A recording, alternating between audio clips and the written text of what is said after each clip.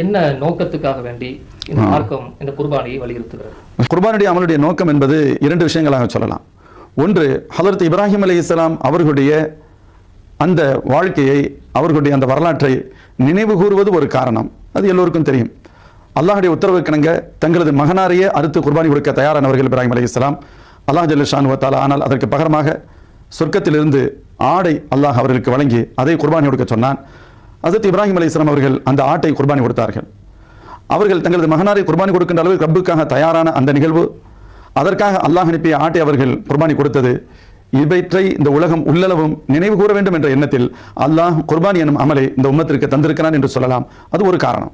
மற்றொரு காரணம் என்பது என்று உலகத்தில் இருக்கக்கூடிய அனைத்து மோமின்களும், குறிப்பாக ஏழை எளிய மக்களும் கூட சுவையான உணவை உண்ணுவதற்குண்டான ஒரு சூழலை ஏற்படுத்த வேண்டும் என்பதும் இறைவனின் நாட்டம். எனவே இந்த அமல் நமக்கு தரப்பட்டிருக்கிறது.